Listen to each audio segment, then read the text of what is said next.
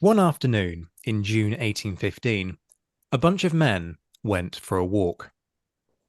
To be honest, there were quite a few men in that bunch, some 18,000 to be exact. And they weren't just going on any walk, they were going for a walk under fire. For this walk was the advance of d'Erlon's First Division. The date was the 18th of June, 1815, and the time was somewhere around 1 p.m. It's an attack that has gone down in history, not least due to the fact that it was eventually stopped by the charge of the Union and Household Heavy Cavalry Brigades.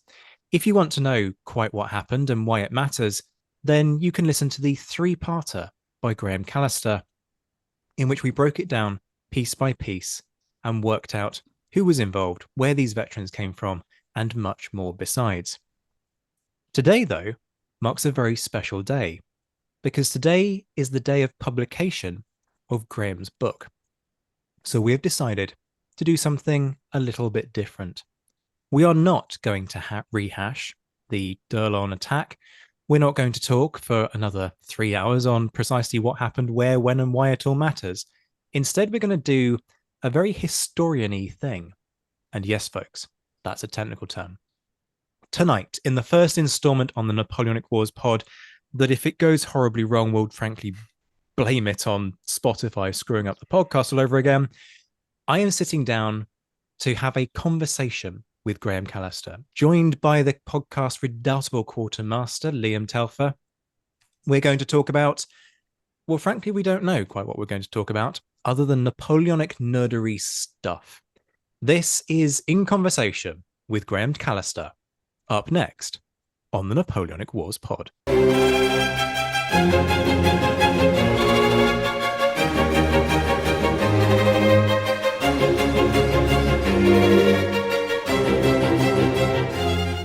Hello and welcome back to the Napoleonic Wars pod, where, as you've just heard, I am not a man with a plan. I am not somebody with the gear and an idea. And in fact, actually, in the pre-setup, what we established was that I may have the gear, but I don't even know how to utilize the gear because I found a completely new arrangement for my podcasting mic, which is vastly superior to what I was doing before, which basically involved me leaning around my screen to talk into the microphone every time. Look, okay, I know I sound like a bit of a cretin. That's because I'm a bit of a cretin. Don't judge me. The point of why we're here, though, is because, as you've heard, Graeme Callister's hotly anticipated book on the attack of d'Erlon's fourth. Where the hell am I going with this? The attack of d'Erlon's Fourth Corps. My God, I won't live that one down.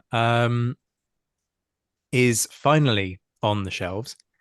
You need to go to the Pen and Sword website and you need to buy it right now. This is a best-selling book because it was a bestseller on Pen and Sword's website. But we're going to ignore that fact and we are going to pursue the fact this is a best-selling book that you need in your life. Genuinely, that three-parter was fascinating. Nobody has ever had a three-parter on this show before, and the download stats spoke for themselves. It was hugely popular. So if you want to delve into the nuts and bolts of all of that research, folks, go to Pen and Sword and buy this book. Sadly, we don't have a discount code because Pen and Sword are not returning my emails at the moment, which is frankly rude of them. Don't they know who I am? I am nay one important. Even by my standards, that was an appalling pun. I do apologize. Enough waffle from me. Graeme, great to see you. How are you doing? Well, thanks, Zach. Great to be back on the podcast. And I promise people this probably won't be another 3.5 hour epic, but well, we'll see where it goes. Well, you say that, but I've got Liam Telfer sitting on the other side of a podcasting mic with me here. And I know Liam very, very well. He's an individual who has questions, many questions, highly detailed questions. And ironically, this is actually one of those sessions where he's least well placed to ask those questions for one very simple reason. Today's not about questions. We're not meant to be asking questions. We're just going to have a chat. But knowing Liam, I suspect, particularly with his detailed knowledge of what the 44th were doing at Waterloo and his equally detailed knowledge of the Household Cavalry, being an ex-Household Cavalryman, he's going to squeeze those questions in anyway. And you know how this show goes, folks. It's not as though I have any meaningful editorial control anymore. I am the figurehead and that's about it. The captain doesn't steer this ship anymore. Um, Liam, do you want to kick us off with just kind of general reactions to this and kind of ease our listeners into where we're going with this one?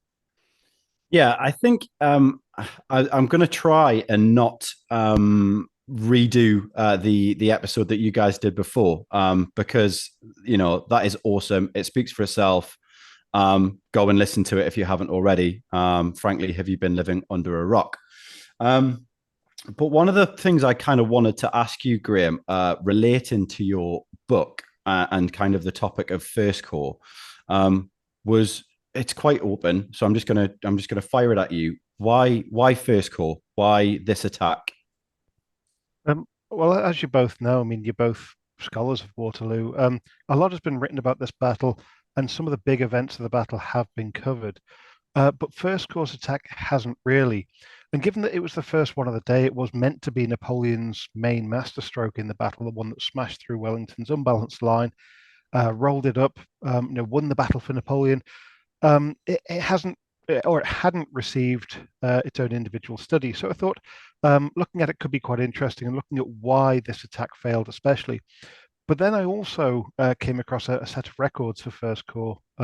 The regimental registers, I've talked about them at great length, that really threw some new light on it. So I thought, this could be expanded from what I imagined would initially be a relatively small study into probably a full book.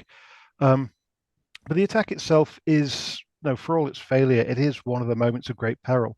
And I know Zack has given talks on Waterloo where he's highlighted the peril of the Imperial Guards attack. He's pointed to the fact that cavalry charges aren't quite as nuts as they sometimes seem.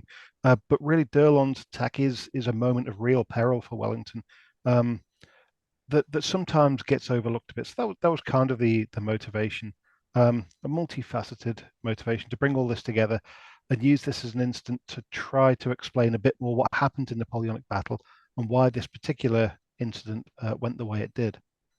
My gut on that is that there's a almost like a sense of inevitability when it comes to discussions about First Corps. And maybe you guys disagree with me on this, but everybody knows that it ends with the Union and Household Heavy Cavalry Brigade charge.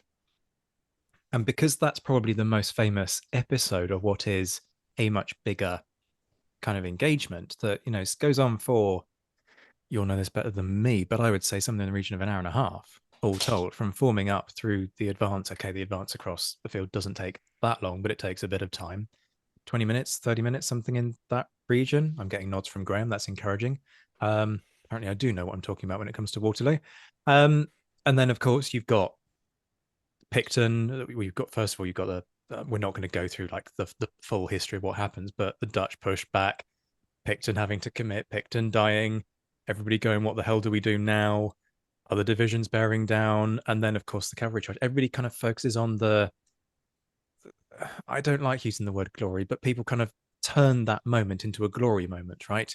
British sweep in, they take the Eagles. It very much fits with that Anglo-centric narrative that we always kind of bash on the head in this show. But according to all of the feedback that I'm getting from my Waterloo documentary, apparently everybody knows that Waterloo was a multinational thing, and I'm just creating straw men. So at this point, I'm just like, the hell with it. But I wonder if there is something in that because of the fixation on the end point of Darlon's attack, because spoiler alert, we know what happens. There's that sense of inevitability, and it reminds me of something that Charles Esdale was talking about probably a decade ago now at one of the Wellington Congresses, where he was talking about how there is a temptation with the Peninsular War and Britain's involvement there to kind of frame it like this inevitable march to victory, that it's just not until about 1813. Do you think it's the same thing at play? Yeah, very much. I think with D'Erlon's attack, people know that this comes at the start of the day, and that later you get these incidents which have the glory of the mass cavalry charges, the glitter and the glamour of that, and then the kind of sheer drama of the Imperial Guard attack, the absolute grit at Hougoumont. These are the instances that people kind of know about, and they know the narrative of the battle, they know what's coming. And D'Erlon's attack is just another one of these instances. that will lead to the eventual victory. I think from the British point of view as well, Derland's attack was always used to show the staying power of the British infantry. The Dutch are thrown back and the British hold the line. And I don't quite agree with that. I do think British battalions are pushed backwards in this attack. And the second of the 44th, unfortunately, Liam, is one that might have moved back. It's not entirely clear from the records. But British people certainly used this attack to show the staying power of their infantry throughout the battle. It's also maybe overlooked slightly because Wellington doesn't really talk about it in his report. He mentions the death of Picton and says he died in repelling one of the greatest attacks of the day or one of the most important French attacks, but he misses it out. But I think certainly that sense of inevitability is there. And Liam, you probably know more from the cavalry perspective. I mean, how is it remembered in the regiments? I know that the Household Brigade are a bit more kind of to the flank of that attack, but is it still remembered? Oh, it's huge. It's huge. I mean, I remember when I was based in Germany in the sort of early 2000s, 2003. I first went there. Every year you have a massive Waterloo Day, and it's an all ranks do. You have a big parade on the regimental square, and I know a lot of regiments still, the Household Cavalry included, still I struggle not to say we. You know what I mean? I have to. They still celebrate Waterloo Day with mess functions. Yeah, it's really. I mean, it's sort of inbuilt into the myths of the regiments, right? And I think going back to that inevitability, and I think using the Peninsula is a really great example as well, because and I know it's very simple to say, but we know what happens. We've got that hindsight, so it's easy to say, well, we won in the end. Whereas, I mean, it's almost like I wish we could look at, say, Derland's attack in that moment without anything that comes afterwards, because at the time, that's the only sort of true, I guess, not true, but the only sort of real. It's the only the real thing that's happening. If Bylandt's brigade withdraws, if Pack's brigade starts to fall back, that is the oh my goodness, this is so close. But yeah, sorry, going back to the cavalry, it is huge. It's a big deal to celebrate Waterloo Day, and it's something that it sticks with me now. Even I was at work, I was working on Waterloo Day this year, and literally going into work and being like, "Oh, hey, happy Waterloo Day," as if it's like Christmas almost, Yeah. I love that. And I bet you were getting so many weird looks from your colleagues in the fire service as well. People are like, "Oh yeah, happy Waterloo Day." Like, are we going? Is there a job down the station? I'm like, "Oh my god, It's an ABBA festival. That's what it that's is. it." The attack, though, I mean, I think Liam made a really important point there. If we could get into the mind of the people who were there and what they were seeing and not knowing the outcome, I think the attack does take on quite a different aspect. The pushing back of Bylandt's brigade, people accept that and say, "Well, yeah, Dutch Belgians, of course they're going to move back." Um, because there's British reserves and they're going to hold the line. But they didn't know that at the time. And actually, as I mentioned, the British infantry weren't necessarily holding the line. They were on the cusp of being pushed back, if not moving backwards. The fact that the cavalry managed to rout this attack, actually, we take that as inevitable as well. And several commentators afterwards talk about how bad these formations were. How they couldn't stand up to cavalry. But a couple of the French commentators said, but we didn't know that at the time. We thought they were pretty good because actually they're big blocks of men. They should be able to resist cavalry. Just turn 10 men out, from each company and you can pretty much form a giant square. And it was really only the timing, the fact that the men at the front couldn't see, they were already disorganized, that really allows the cavalry to rout this. There's nothing intrinsic in these formations that was going to lose, and it's sometimes hard to remember that. But it makes it much more interesting. The problem with writing it, of course, though, is you end up like Bernard Cornwell. You have to end chapters on a cliffhanger of, and then the French are about to win, but then a trumpet sounds, and it all gets very, very dramatic, and it seems overblown. But that's the only way that you can really get this immediacy back. And unfortunately, I don't quite have the skill of Bernard Cornwell of building up the narrative and the drama, and nor do I have an exciting rifleman in quite the same way as he has. His particular protagonist. But yeah, bringing some drama back into this attack, I think, is important to remember that this was a moment of real peril in the battle. That's always the way I like to look at all of the as many of these engagements as I can, and it's about deep diving that and looking at it in the moment, right? You're in the front rank of one of the divisions, particularly on that sort of center left, advancing on the crest, and then you can't see the cavalry, right, because they're all on the reverse slope, and they can cover ground a lot quicker than you can, especially when you're trying to get into line or extend from that frontage.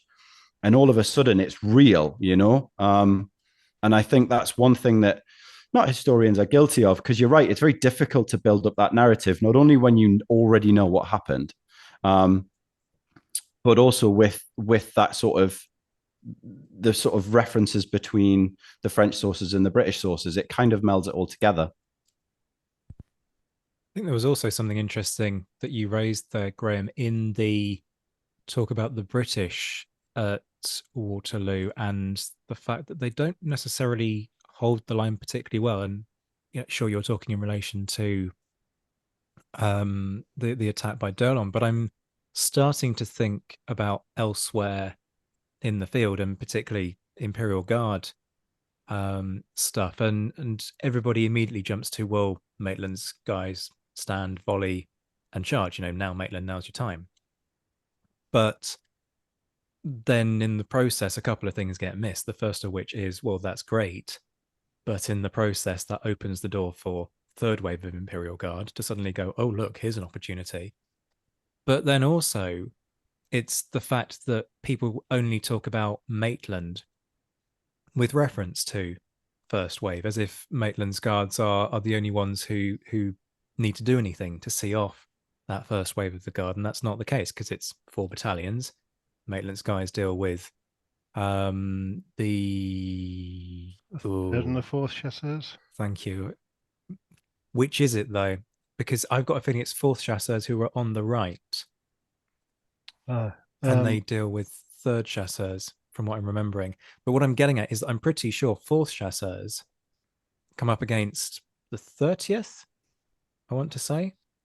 And actually, those guys give ground in a protracted exchange of musketry.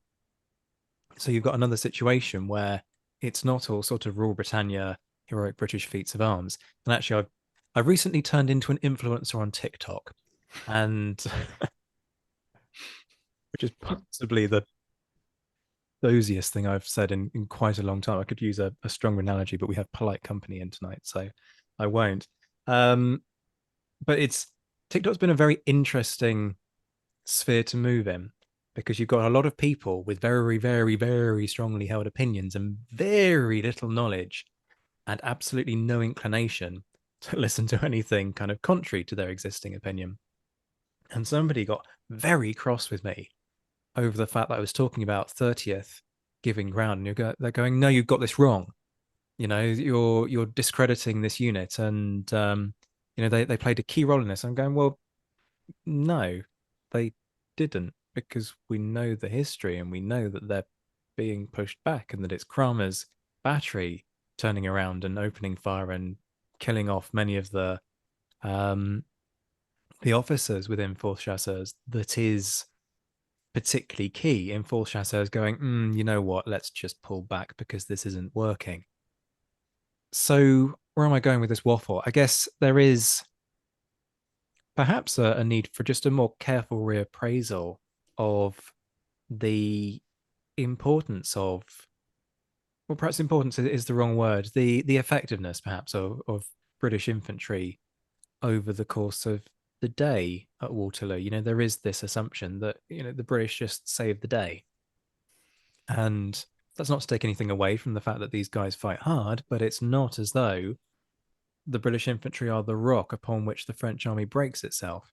But I think we're accustomed to that perception because of the Peninsular War kind of narrative that's been spun. Yeah, it's an interesting one as well with these national myths that the British infantry see off the French every time. Well, if that were the case, then it's not particularly heroic to beat them. You've just done what you're expected to do. You've done the bare minimum. I think it is actually, if you want to build up a national myth, um, it's better perhaps to acknowledge the fact that this was a difficult fight. These French soldiers are veterans. They fight very hard. This is a hard fought battle, that it takes every ounce of courage and every ounce of everything the British have got, along with their allies, the Hanoverians, the Brunswickers, the Nassaus, the Dutch and the Belgians. It takes everything they've got to hold the French. And sometimes I think we do perhaps need to acknowledge that a bit more. I say we, maybe as a society. I think historians are a bit better at that. But some of the regiments that the guards are facing, for example, the Fourth Chasseurs, I think it is in the end driven back by Maitland's brigade. Well, it was only formed on the 21st of May. The Third Chasseurs was formed a month earlier, along with the first, second, and third Chasseurs are all formed then. But the Fourth Chasseurs only formed at the end of May. They've only been together 3 weeks. These are brave men. They're all veterans, but 3 weeks you get no coherence whatsoever, get no cohesion. And this is not exactly them defeating the creme de la creme of Napoleon's army, but it still takes a hell of a fight to do it. And maybe just acknowledging that the French fought hard, that it was a difficult fight, and that the British didn't all have it their own way actually makes their ultimate victory maybe a bit more impressive, or maybe not. I'm not sure. I think that's huge, isn't it? That unit cohesion. We always like to give a shout out to All for the King Shilling by Ed Koss on here, and his work into why units fight, what builds that unit cohesion, and any unit that's been together 3 weeks is and I genuinely believe it doesn't matter if you have got like the elite veteran of veterans or the brand new recruits. In 3 weeks, it's they're barely going to know each other's voices. These battlefields are loud and smoky. There's going to be very, very little cohesion, and very the little of that. Well, I'm going to fight for the guy next to me. Well, I'm not going to, because I have no idea who he is. I think another great point to bring up on the sort of the ebb and flow of these battles, and it isn't just Waterloo. I think the sort of, I guess, post-Victorian, a lot of, probably Lady Butler probably has a lot to answer for, but these battles are a lot more kinetic than I think we kind of would necessarily immediately imagine. You use the example of the 30th giving ground. That might not necessarily mean like a retreat. The guys aren't turning on their heels and running. That might be retiring by companies with the right in front, and we go back 20, 30 yards and then reform the line and crack on, reload on the move. Like, these things are possible, but there is so much more ebb and flow to all of these battles, I think, than we sort of initially imagine. Like you say, it's that red wall against the blue block, and it's really, really easy just to fall into that trap. Can I just correct the record a second, because I've just gone and looked it up, because like facts matter. Fourth Chasseurs faces Maitland, so third Chasseurs are what face the 30th and associated units. So apologies, folks. This is what happens when you do things without notes. You forget your facts. So yeah, I got egg on face there. I do also wonder, as we're talking about this, whether we're also facing a kind of a lion's mound problem. And I don't mean that in the traditional way that we've kind of debunked on this show before about the nonsense of, oh, they've ruined my battlefield. Well, A, we never said it, because it's a Victor Hugoism, and B, we didn't ruin the battlefield because it took a chunk of dirt from a small portion of a battlefield that is kilometers square. So, I don't mean it in that sense, but I do, the more I think about it, we're talking about D'Erlon's attack getting less attention. Okay, everybody mentions the Grand Battery without really kind of talking about quite what a Grand Battery might be or what it constitutes, and endless arguments about do they move forward and don't they move forward and how much moves forward. And actually, Graeme, you and I have sat in cars having this conversation as we drive across the Yorkshire countryside. But I'm thinking also about Plancenoit, and I'm thinking particularly about Papelotte. And the more I kind of stitch all of those together, the more I'm thinking that the eastern end of the battlefield just has generally got a bit less attention paid to it than Hougoumont, Ney's cavalry charges, the attack of the Imperial Guard. And so, are we therefore dealing fundamentally with a legacy of the Lion's Mound being built and people gravitating to that part of the field in a way that perhaps they wouldn't have done if that hadn't been the case? Now, that's speculation, but I just wonder what your guys' take on that is, or is that an idiot theory? And it may well be an idiot theory. That's the point of these in conversation things. We're just having a chat about the history, and sometimes out of these, you get some really interesting ideas that drop on the floor, which hopefully is what's going to happen, and that's why we're recording these conversations. And sometimes somebody turns around and hands your backside to you and goes, "No, that's absolute nonsense," or you get your facts entirely wrong, like I did with the third and fourth chasseurs. But you got the position of the Lion's Mound right, so you know, swings and roundabouts. I think you're onto something there because the Lion's Mound, for me, having looked at the centre left of the battlefield, the Lion's Mound is on the right. That's where I position it. But most things that you read say it's in the centre of Wellington's position, and to an extent, it is quite central to his position. If we extend it all the way out to Braine-l'Alleud, and kind of where I suppose it would be the third Dutch Belgian division was Chasseurs division. It's quite central. And people do kind of focus on that half. That's where the guard hit. That's where the cavalry charges happen. That's where Hougoumont is. I also think there's a bit of kind of the national side to things as well, which leads to the East being ignored. It's the Prussians at Plancenoit.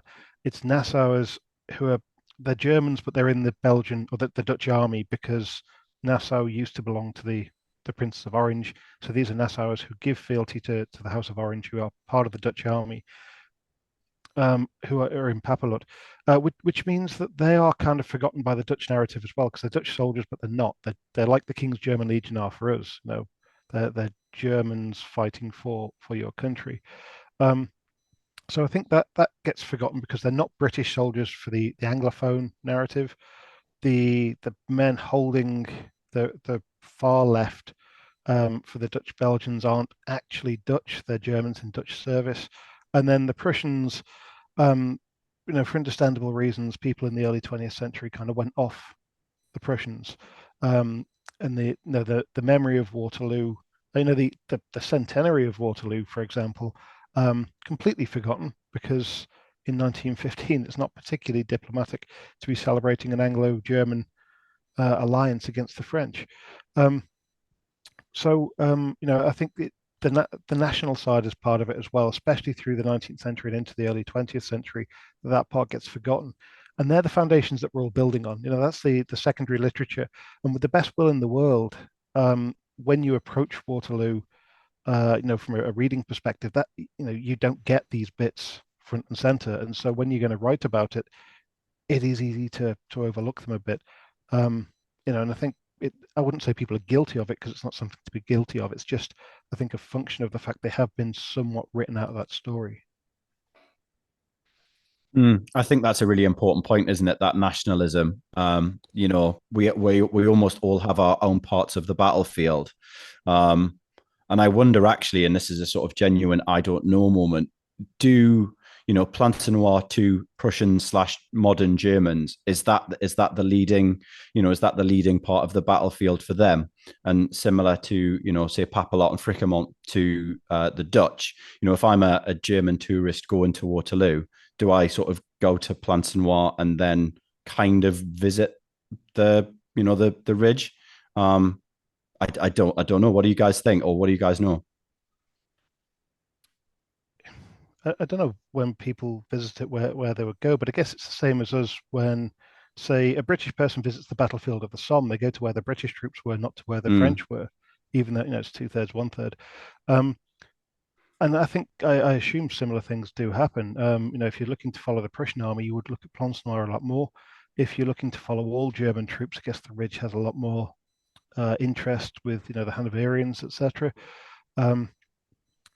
But I think you get a very different perspective of the battle, a very different center of gravity to the battle if you're looking at where the German troops were engaged, or even where the Dutch and Belgian troops were engaged, where there's kind of, I suppose for them, there's two major events. There is the center left, the infantry fight D'Erlon, but also the cavalry end up charging to basically rescue the remnants of the British cavalry who get themselves stuck. Um, and then, of course, against the Guard, Chassez's division is absolutely crucial to defeating the Imperial Guard. The artillery battery, as you mentioned, Zach, um, everyone, even the most kind of dyed-in-the-wool anti-Belgian British writer, praises Graeme's actions with the artillery battery. So I guess they have more along the ridge on both sides of the main road. Um, but from a German point of view, the center of gravity in that battle probably isn't the ridge. That's where the shield is. That's what holds the French in place. And then the crushing blow comes in Planchenoit, the knockout punch. I'm desperately trying to think of peninsular battles that might have an equivalent where the say the Portuguese or the Spanish hold the line, pin the French in place, and the British come in with a knockout punch. And can't think of one off the top of my head. So I'm not sure if we do the same thing in other battles where we kind of ignore the pinning action. But I think you're absolutely right. Planchenoit takes on a lot more importance if you're looking at it from the German perspective. And really, I suppose, it should really, from our perspective, because that is where the battle is won. I think the ridge is where the battle's not lost. Um, but it's Planchenoit and the breakthrough and the Prussians coming in that win the battle, certainly. Yeah, I mean, we probably all know our respective views, and the listeners probably know a lot of our respective views in relation to Waterloo. But the number of times that I've sort of made the point that sure, Lagarde may recule, but if you're out at Planchenoit or at Papelotte, you can't even see what the hell's happening over at what is now the Lion's Mound, which is where the Guard are defeated. So this idea that it's, well, the hardy British boys hold the line and then everybody, the entire French army runs away, utter bollocks, just because fog of war and line of sight. And so you need to be looking at Papelotte, where Zieten drops down and hits Durit's division, catches them with their pants entirely down. And of course, the breakthrough at Planchenoit, where the balance is key. I wonder, going back to what you were saying, Liam, whether travel logistics also plays a part in it now. Because if, like simple things like toilets, like there aren't any toilets on the Waterloo battlefield apart from at the visitor centre. So you're therefore drawn to the visitor centre. That means you kind of get sucked into that part of the battlefield. While you're there, you might as well do the museum. That's where the main car park is. That's where the restaurant is. And so you're obliged to kind of make that a focal point for your assessment. And then once you're in that section of the battlefield, it depends kind of really just how dedicated you are. Because for most people, they will go to the visitor center, they'll go around the museum, they'll go up the Lion's Mound, and if they're really, really dedicated, they might make the walk down to Hougoumont. And then they'll get in their car and they'll drive home. Very few people are as nerdy as us who will go, nah, that's not good enough. I need to walk to Papelotte. And then from Papelotte, I need to walk to Planchenoit. Then from Planchenoit, I need to walk to La Belle Alliance. Then from La Belle Alliance, I need to walk to Hougoumont. Then from Hougoumont, I need to walk to La Haye, and so on. And I think that is something that definitely is going to skew a lot of perspectives. But yeah, the national narrative, even like the name, the Germans call it La Belle Alliance, and we've got German patrons and fans of the show, and they quite enjoy kind of just dropping the German name into the conversation rather than using the more accepted shorthand for it, which of course is Waterloo. The German one's a much better name, though. I agree. It should have been called that. And the French seem to call it Mont Saint Jean for a lot of the 19th century, anyway. Um, and the English stick to Waterloo, which is the least accurate of the three. Mont Saint Jean, at least it's the ridge. La Belle Alliance, perfect name, but also, of course, the center of Napoleon's position, really. And then Waterloo, 3 miles away. No, but the easiest to pronounce. But I think what you're saying about the practicalities of it, the tourist practicalities, are actually really important for understanding how we visit these spaces. If you do go to Waterloo, I think you've described it really well. Where you'd go, the visitor centre area, you might stray to the crossroads where there's a couple of monuments. You'll probably go down to Hougoumont if you've got the full day, but you're not going to be drawn out to Wellington's centre left, you're certainly not going to be drawn out to his left wing. And once you get there, you might get lost because there's a few little lanes that go off in different directions. You don't quite know what you're looking at. Maps aren't always the most accurate of the area because it's changed somewhat with development. I mean, not a huge amount of development, just a little bit, but enough to throw people off where hamlets have moved. And there's not much there. You know, there aren't any restaurants, cafes, visitor centres, museums. If you're on the French side, you know that's spread out between the Dernier Quartier is what, a mile or so, a couple of miles further down the road. So unless you're driving, it's hard to get between these places. So I think people gravitate towards the visitor centre, probably stay there. I think if you're like us and you'd spend a full day on the battlefield, you'll try to get further afield. But most people realistically have got, you know, half a day. The museum's a good couple of hours. The Lion's Mound, get yourself a couple of Waterloo beers in the nice restaurant there, and that's your half day done. And that certainly skews how things are. You know, the Lion's Mound and the panorama there as well. Brilliant as they are, they give you the action from that perspective. You know, the panorama is a great thing. That giant painting. Can't remember exactly when it was made. It's late 19th century, though, is it?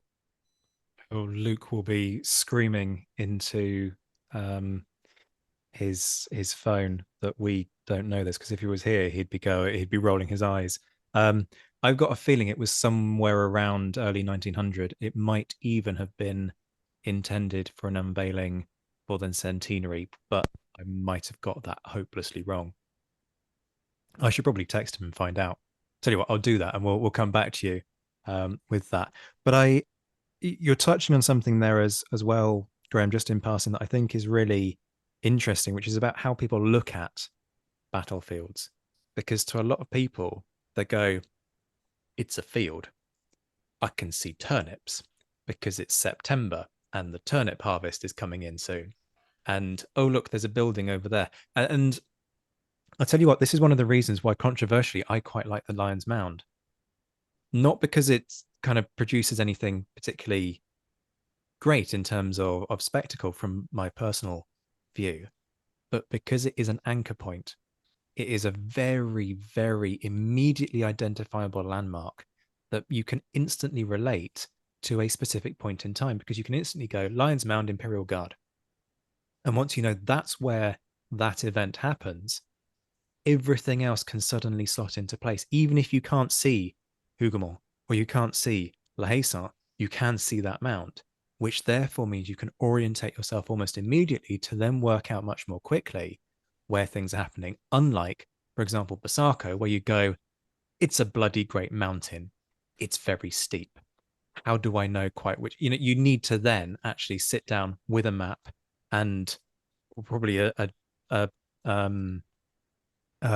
terrain relief style map and a battle map, and then start to marry the two up and work out what the road's going in that direction. And so you need a piece of high ground in front of them. And this is how you get confusion and people sort of standing in the wrong places, kind of going, oh, is this what happened here? And you go, nope, you need to look at a map, my friend. So I'm curious, I guess, how you guys look at battlefields, because all any of us can really know is how we in our own heads look at battlefields, right? We've all got our own unique perspectives, and the way that I look at them has definitely changed, particularly post Spain and doing sort of a chunk of the battlefields out there. And even then, you know, experience doesn't necessarily mean you get it right. Like, I've gone looking for pieces of high ground at Victoria and walked up the wrong damn mountain and then gone, nah, this is wrong. I was looking for some high ground, but actually what I'm looking for is something much shallower. There's no way they're getting guns up here, kind of thing. So I wonder how you guys look at battlefields, and perhaps from that we can kind of try and work out how, for folks who are much less invested in all of this, how they look at them, and what that kind of means in terms of us trying to communicate these places and what happened and why this matters to them. I think it's like you say, it's hugely on perspective, isn't it? I tend to look at battlefields, and I'm very lucky. I've been to quite a lot of battlefields in Europe, mostly First and Second World War, and obviously the tactics and weapon systems are very different. But looking at a battle space for me, I generally try and, I guess, imagine is a bit of a sort of strong term for it. I don't want to sort of romanticize it, but I look at the ground and go, how is that? How are we covering that ground? What is this battle space? What is it giving me tactically? How am I moving guns? How am I moving horses? How am I moving foot? In terms of what can I see?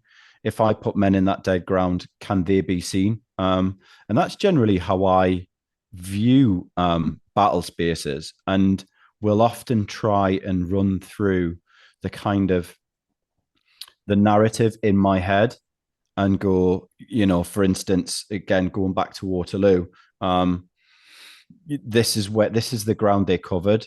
And because the timelines are so vague because of differences in people's watches and such, you get a good idea. You can get a fairly good idea, but there's nothing quite like walking that. You walking that in an ordinary time, in quick time, at the double quick, and actually seeing what it's like to cover that ground. Especially, I've been very lucky. I've done some reenactment at Waterloo before, and hoping to go again next year actually. But to sort of wear that kit on that field in that terrain and cover that battle space in a very similar way to how they covered it, for me is kind of gold star. But that's my perspective. Yeah, I think you're absolutely right there that being there gives you a completely different perspective to looking at it on a map. But actually, I mean, I tend to approach them first with the map, and I think this is probably an influence of the 19th century narratives, etc., who will write you a narrative of a battle which is quite straightforward, as if they're reporting a chess game. This moved here, that moved there, these people shot, these people retired, and they'll give you a map to go with it, and you can understand that. Waterloo's actually great for that because it's almost a grid. You've got the main road up the middle, you've got a road at the top, a road at the bottom, you've got a grid where things happen. Other battles, it's a bit harder, especially where the descriptions kind of conflict with each other. But being on the ground, I think, is really important, especially for understanding things like um, the height of a slope. Busako, I think, is one of the key ones where people describe it as a very steep slope, and you go, okay, steep. But then when you're there, you say, no, that's not a steep slope. That's almost a cliff. This is really, really bad for getting up. People will be on their hands and knees scrambling. It gives you a Release is different another perspective. really bad one for that as well. You kind of think, oh, they're deployed at the French deploy their rear guard on a couple of hills. And then you look at where Delabor's stuck his second position, and you just, I swore strongly and profusely the first time I saw it because I knew what I was looking for on a map. And then I pitched up to a particular one and just went, no, surely not. But sorry to interrupt you, but yeah, you're absolutely right. Yeah, and it gives you that real perspective. I mean, in Napoleonic battles, we're normally quite lucky that we have a rough idea of how many men were there, in what divisions, where they were, roughly. No, a lot of the descriptions are a bit hit and miss, which also indicates sometimes that we don't know where exactly something happened on a battlefield because people are clearly describing different things. They remember a different hill, or they'll go back to it years later, and the person who was there can't remember exactly where they were. And you do see a lot of that as well. But we normally know how many men you've got. At other battlefields, being in Yorkshire, we have a lot of medieval battlefields. Visiting those, just looking at the size of it, sometimes you can start to estimate, well, how many men would they have had? Claims that Towton had nearly 100,000 men on each side. They've been thoroughly debunked now. But you turn up at this battlefield, which is a mile wide, and say, well, really? So sometimes just being on the space can really help you understand, the probability of how many were there, who was there. Um, but I do always start with the map, which is probably fatal to really understanding it. But I do find it quite difficult sometimes to visualize exactly where things happen. So normally start with a map, and then when you're going there, as Liam says, you're trying to work out what happened where. You're trying to run through the narrative in your mind. Um, Certainly, the actual terrain itself. will have changed in a lot of battles, won't be exactly the same. But I also do look at things underfoot. Is it easy going? Is it hard going? Is it stony? Is it boggy? That can have changed. I mean, field usage, drainage does change a lot, but the fundamental makeup of the soil often won't, especially in 200 years. Um, and that can sometimes help as well to give an impression of just how difficult it is to walk across. I mean, we know that Waterloo was difficult to walk across. We have so many accounts of this battle. But what about minor skirmishes and clashes where we have far less? Can we expect men to cover this ground in 5 minutes, 10 minutes, 20 minutes? And what does that do to them in front of an artillery battery, for example? So all of that, I think you can try to read into ground. That said, we are extrapolating a lot from that sometimes, and we can maybe over guess what was going on from the terrain. But I think it is important to look up, to look down, to look at the relief, and also to go back to the primary sources of how the men there experienced that terrain. Because that is fundamentally what we're trying to get to through our investigations. Yeah, I think another really good one to throw into that are variables like weather.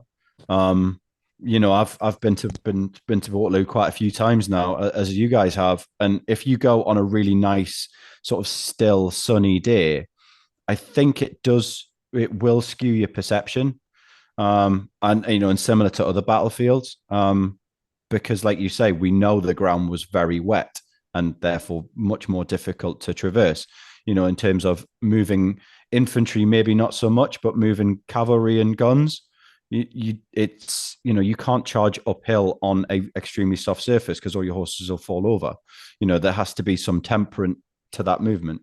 So I think other variables like weather is really important. And one thing which we'll never be able to really recreate is the fog of war. Because you could be stood on one spot and not see what was happening 10 yards away. I mean, it's something that you try to imagine, but I think it's probably impossible without carrying a huge smoke machine or something. Yeah, no, you're absolutely right on the visibility front. Because I was going to say, first time I went out, it rained through the night and then was dry during the day for the most part. And the first thing that I noticed was just the way that the moisture just clings to the landscape, which immediately, if you're of that mind, makes you start to question, well, if mist clings to the landscape and makes a fog of weather, if you like, in its own right, technical term there, I what think it's just happens? called fog, Zach. Just shut up. Stop being right.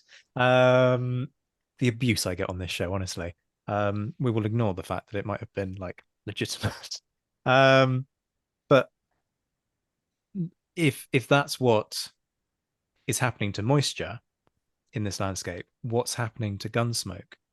And that's not something that you can really kind of replicate unless, as has actually been done, you reenact on the battlefield. And speaking to some of the guys who did the 200th, Liam, I'm not sure if you were one of them, but one of the things that somebody mentioned to me was that they had about 10,000 men total involved. So a little over half of Durlon's division, to bring it back to Durlon. And within about an hour of them sort of doing various reenacty stuff, they could not see anything. So it does seemingly still cling. And the place where they reenacted significantly was over on the Durlon side of the battlefield. So that perhaps gives us an indication um, of that. But even like the little things like changes in agricultural process, and people will think, why the hell are you raising that? Because it sounds incredibly tedious and nerdy. But today we're accustomed to a field being a bloody big field. 200 years ago, they didn't have mechanized farming.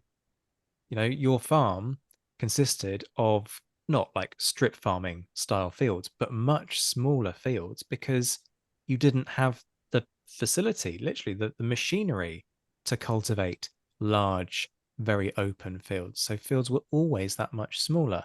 And that creates its own challenges, partly in terms of logistics, partly in terms of visibility, because if you've got a whacking great hedge in the way, that's going to affect your perspective on the battlefield. Yeah, I mean, I think the Waterloo battlefield wasn't too enclosed, but there's a great map from 1777, the Ferraris map, um, which shows the landscape around there, and it's not just Waterloo, of course, it's the whole of Belgium, but it's got fields going in different directions, um, and you can assume that on this map, now they haven't just guessed that they are drawing kind of where the crop boundaries were. Um, I mean, not everything's accurate. There is a woodland on there that doesn't exist at the time of the battle, etc. Um, but there would have been these changes in agricultural use at the time that we just can't replicate. I mean, whether they made a huge difference to the men on the ground, we're not sure. No one really talks about that. But we know in other battles, small boundary hedges, small boundary walls, etc. They can be fortifications essentially. The hedge on the ridgeline is mentioned at Waterloo a lot, and that's just a low kind of, you know, thigh high hedge at best, probably smaller than that in most of it. Um, so these boundaries, these changes of landscape, I think are really important. We can't always know what they were, but it is useful to remember that. And what we're looking at when we visit Waterloo or any battlefield is not what the men who fought there saw. There are slight differences. I mean, Waterloo, I think because of the iconic nature of the battle immediately in its aftermath, as much as it's mythologized and built up, etc., was made iconic. Waterloo was preserved somewhat as a battlefield, maybe more than some elsewhere.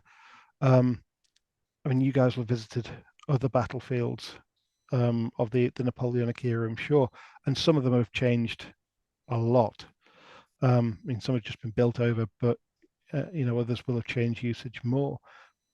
I mean, do you think you still do get a sense from most of them what went on, or do any stand out for you as not really what they were? I mean, Vittoria and Toulouse are two very Yeah. obvious ones. San Sebastian, and in fact, San Sebastian has probably changed the most. At Vittoria, you can at least go to certain parts of it and go, you know what, they might have built on that northern section, and I can't kind of. So the main kind of motorway now through the heart of the Vittoria Plain is basically the route of the old highway, give or take a little bit.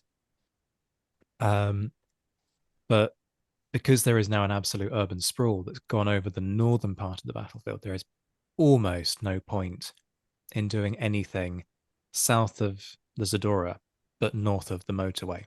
Apart from the very kind of westernmost section. If you go north of the Zadorra, well, it'd be pronounced Thadora, wouldn't it? Get my Spanish right, Zach. Um, if you go north of it, different story. You get a much better sense of what the land might have looked like. San Sebastian, make it up, basically. Like they have reclaimed huge amounts of the estuary. They've actually channeled the river where it meets the sea. It looks frankly like Paris by the sea these days. The way that they built it all up, they've pulled down almost all of the fortifications. You can just about work out from the maps like where the old city walls ended because you can see a different kind of grid structure in the way that the roads are laid out. But beyond that, and like the redoubt where the French retreat to once the town is taken, like all you can do is walk the streets. So San Sebastian, completely different. By contrast, somewhere like Vimero, that's pretty good. Relitha, very good, like almost untouched for the most part. Partly because like the second position is just obscenely steep, so nobody's going to build a house up there. First position, less so, but you still get a decent idea. And that's got a railway going through it. Fiente Don Euro is a good one.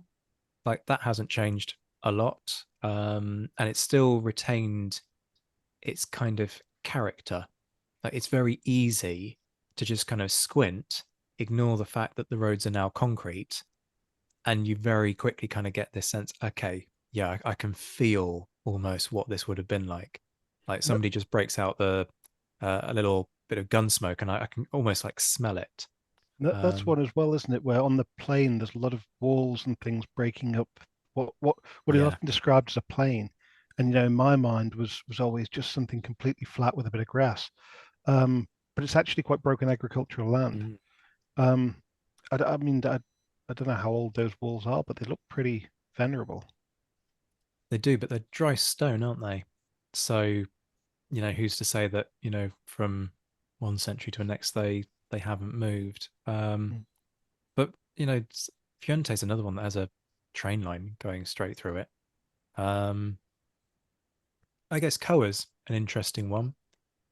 That's a weird kind of mix because you can still see the bridge, you can still get a good sense of most of the ground, but because they put a new bridge in, like it literally cuts through it, and so it changes the view because it's the two bridges are adjacent to one another, so your view has a whacking great bridge in the way. Like there's no, you can't just kind of squint and squeeze that out of your mind. Um, and it changes all kinds of things like light as well, because the bridge is higher um, than the older bridge, and so it literally kind of like changes the amount of light that you've got. So that's a very different one where a single feature actually really changes your perspective. Almeida's stunning because the fortifications are very well preserved. Theodore Rodrigo, now there's an interesting one because that's another kind of classic case of a mixture between the two because the main fortress on the main fortifications almost exactly as they were. Like you can go to um, the Grand Tesson, which is where the most of the batteries were positioned. And if you take a look at it from that distance, you can go, yeah, you can actually see the damage done by the artillery because the wall physically looks different and it physically looks weaker where the breaches were knocked in. But then on the lesser Tesson, which is where the closer batteries were situated, they built over it. It's a suburb.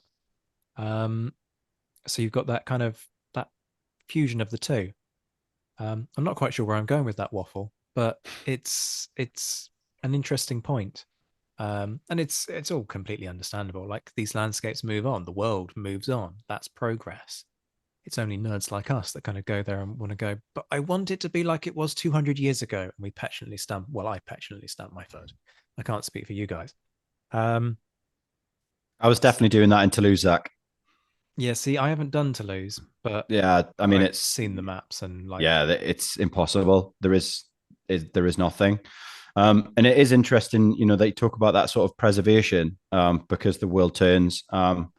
And I don't know if it's a European thing, but the difference between, say, battlefields from the American Civil War, that even where there were very, very small skirmishes, have become national parks.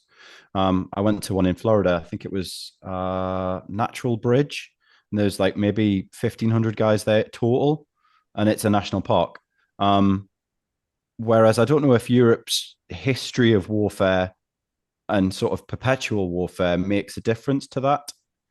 Yeah, I mean, in this country, we've got the Register of Battlefields, the Historic England Keep, and um, some of them are protected. But even then, you can develop in the protected areas as long as you get heritage impact assessments and things done.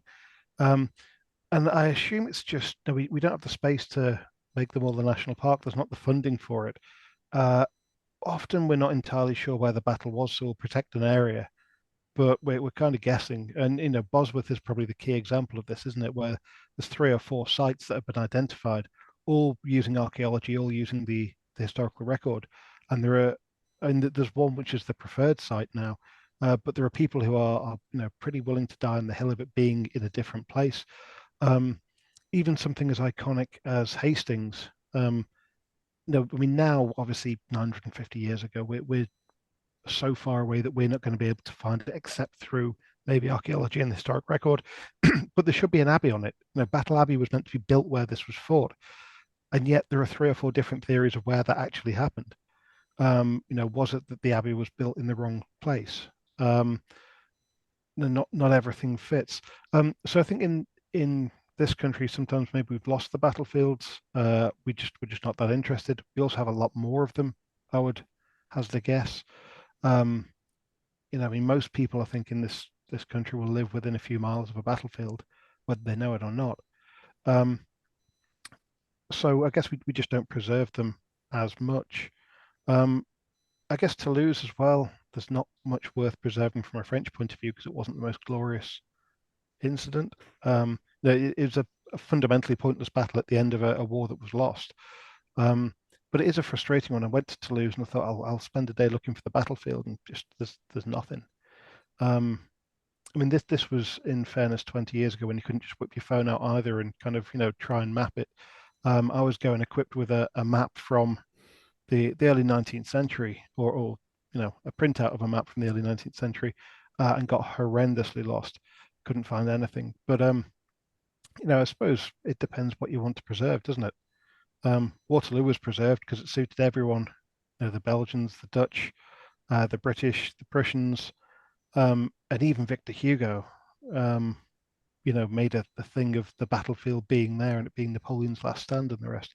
And the French got on board with that. It kind of suited everyone to preserve that. Whereas Leipzig, Dresden, they've been built over in large part because cities have got to expand, they've got to move on. Um, and there's no one really sitting there thinking, well, we need to preserve this as a great example. I mean, Leipzig has the Volksschlachtdenkmal, that giant Battle of the Nations memorial built. Bit awkward, unveiled in 1913, so a joint venture between the Russians and the Germans, but still. Um, but this has a giant monument, but they can't preserve the whole battlefield, I guess, because it's three-quarters of the city anyway, and you can't say that city is forevermore going to be hemmed in to keep some fields and suburbs as they were. Um, I mean, whether something like Leipzig, though, is easier to understand by visiting it, I'm not entirely sure. Because that terrain was quite built up. Anyway, I'm not entirely sure whether visiting it would help. But it is interesting what we preserve and what we don't. I mean, that's a sort of leads on to a great question, and I don't think it's a particularly hot take. But in order to study and write about a battlefield, I'm a firm believer of you have to visit it, right? You have to walk the ground. Yeah. However, if it's Leipzig, if it's Toulouse, I was recently doing some reading about New Orleans, and if it's not there, does it discredit the work at all? I mean, I don't think so. But what are your guys' thoughts on that? Me personally, and we know that I'm always one to be gobby with my strongly held opinions. I think if you're going to write about any battle, you need to take the time to at least look on the ground. You do get some very lazy takes, and you do get folks who kind of go, well, look, I can see that there's a bridge over this particular river. That must be where it all happened. And, maybe they get somebody to go and visit, but you need to take the time to go and explore these things for yourself and go off the beaten track. And sure, you might just be wandering through concreted suburbs, and that's okay. But I still think you need to try and see if there are any kinds of indications of lines of sight and all the rest of it. Even with the Lesser Tesson, Ciudad Rodrigo, I was still kind of looking at the gaps between the apartment blocks, kind of going, can I get a sense of what the line of sight was from this perspective? Can I get an approximation of where this particular battery would have been? What do the ruins of that convent perhaps look like? And does it give me any better understanding? No, absolutely not. I've literally got no better understanding of the siege from having been there. But you still got to go and check because you never know what little pearls might drop out along the way. And so I think to do your due diligence, you have to invest the time. And you might invest less time because ultimately you go there knowing that, like Toulouse, there's nothing to see, but you still got to try. Do you know what I mean? Hmm. I think it does depend what perspective you're writing from as well. If you're trying to tell the story of a whole battle, you definitely need to visit that battlefield if possible, because you won't get a sense of the whole thing otherwise. But I mean, a previous book that I wrote a couple of years ago, or co-wrote, was called Battle, and in this we explained a series of kind of themes and ideas of how battles are won and lost. So chapters on society, grand strategy, leadership, tactics, landscape, weapons, And for each chapter, we gave examples of a battle. So I was writing kind of 3,000 or 4,000 word snapshots of battles from a certain perspective. So, for example, I wrote a thing on the Battle of Stalingrad about logistics, how that influenced it. Now, I did not visit that battlefield. What I did was look at the maps for the railway lines, for the airfields, etc., for the logistics lines and the roads, but I didn't visit it. And I think visiting it might have added something, um, depending on what is still there. But I think you are able to give insights into a certain perspective using primary accounts, using maps, as long as you're not trying to give a full narrative of that battle. I think if you're trying to tell the human experience of battle, you absolutely need to visit it because the terrain makes a big difference to that human experience. Um, but we wouldn't want to push it to absurds, though. You don't need to have experienced the same weather at the same time of year, wearing the same clothing necessarily to have a decent understanding. I mean, it helps. And as you said, Liam, you've been to Waterloo Well, Liam and does need reenacted all on of it. that in his life, Um, but like, and you've done that, and we'll have insights. But I think you can write about it without doing all of that broadly. Although, did it give you, real insights, Liam, that you think are missed in traditional histories? I definitely think so. I mean, I'm working on, I don't want to sort of give the game away. I'm working on some research at the moment that is pretty much just that. Um, but for me, and again, this is all about perspective, right? I want to take that textbook and that study and make it real, as real as possible, within the realms of health and safety and the law. Um, and and having that feeling of looking at French Imperial Guardsmen walking out of powder smoke, you know, it's a sort of mix of joy and fear, really, because and I've done various reenactments in different locations. One of the biggest things you always think about, even now, is I look at my firelock and I'm like, please fire.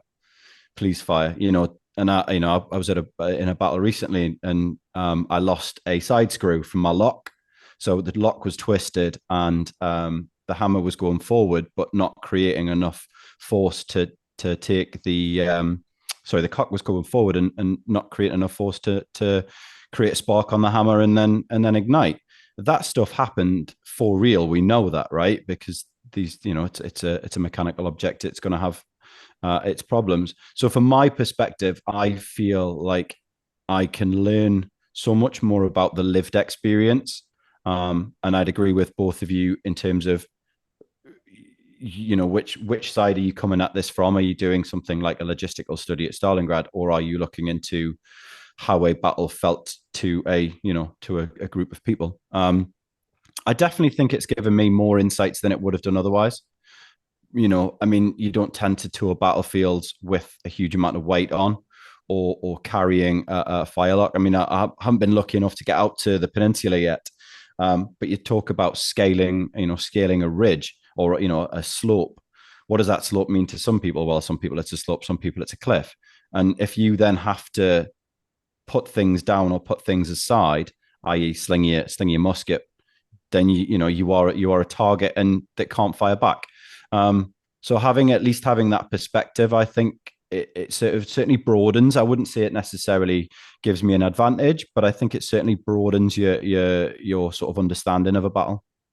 yeah, I mean, Graham made a really good point, and it struck me immediately that he started explaining actually what I did there was just reveal my own research biases, because the way in which I think about battles is predominantly from a practical narrative, storytelling, myth busting, and human experience perspective. That's where my interests are, and that's where I go to. And Graham's absolutely right in terms of understanding the logistics for feeding supplies to the front line for Stalingrad. Do you need to go? Not really, because actually that story of logistics is about logistics trains that span, in some cases, hundreds of miles. So it's a very different prospect. And sure, if you wanted to understand how a particular artillery position could dominate a key logistics hub, that's a slightly different story.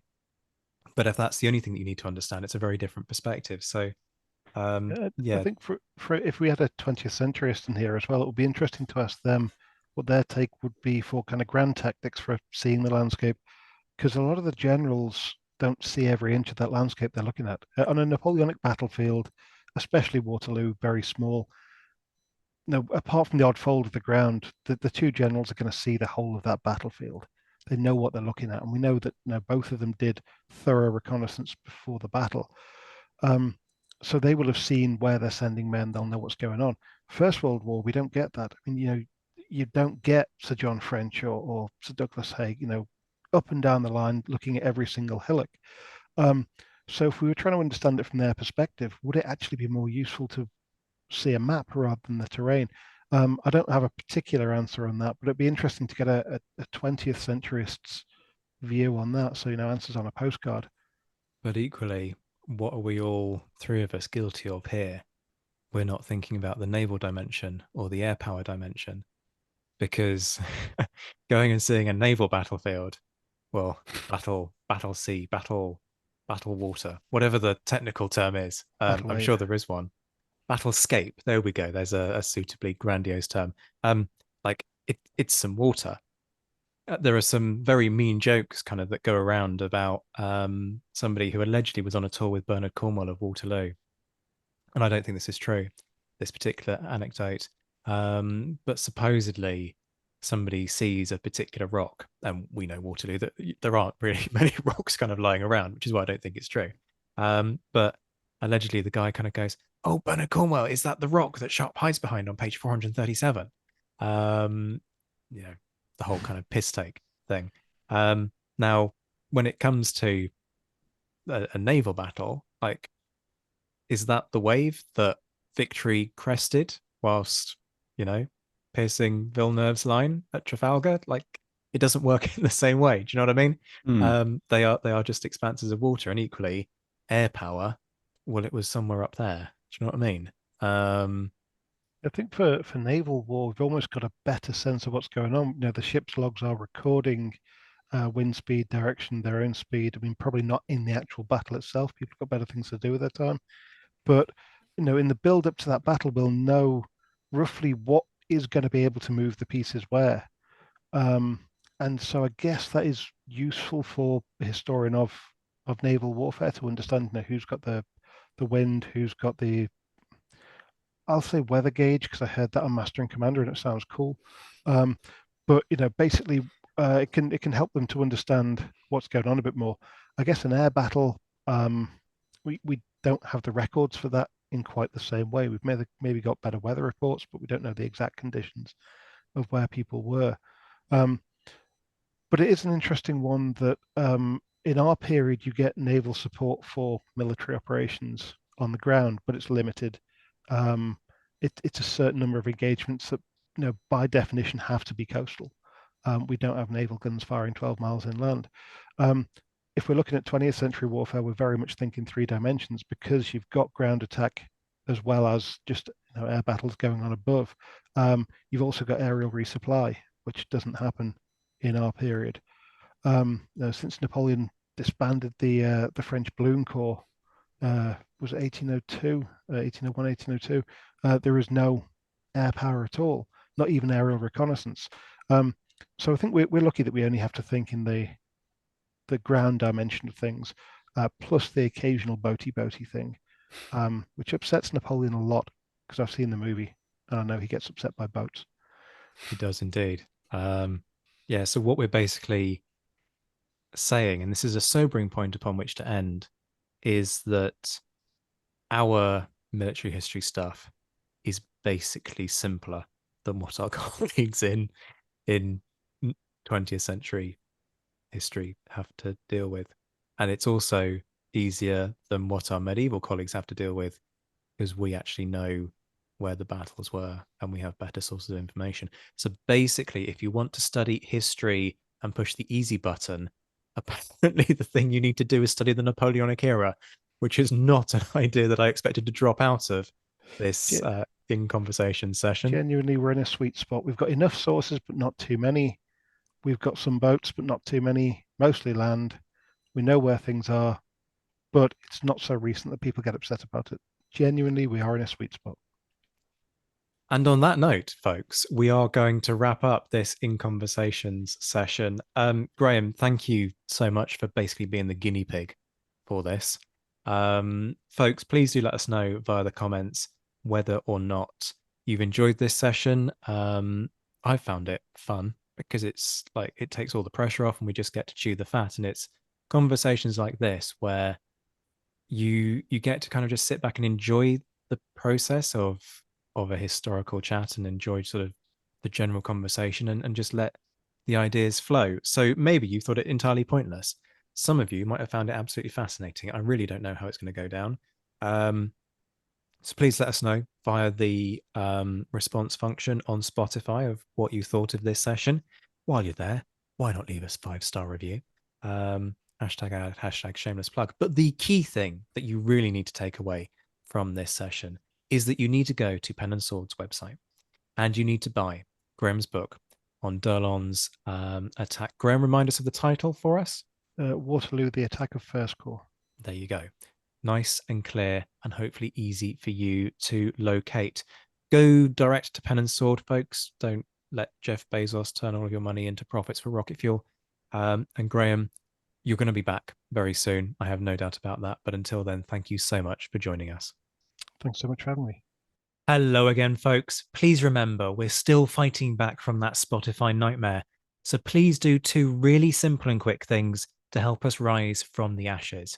First, whack that subscribe button, especially if you're listening to this on Spotify, because you're likely to have been disconnected. But whatever platform you listen to your podcasts on, please just do it anyway to make sure you can stay connected to us. Second, like and leave a comment. It helps bump us up the algorithm to reconnect with our lost audience. If you're a fan of the show, you can leave a 5-star review. Go on, you know you want to. And did you know that you can now join a mailing list to get regular updates on all the news about newly released episodes, meetups for patrons, new lines of merch that have dropped, and all the hot gossip about what's coming soon? Because let's be honest, this show is all about the hot gossip.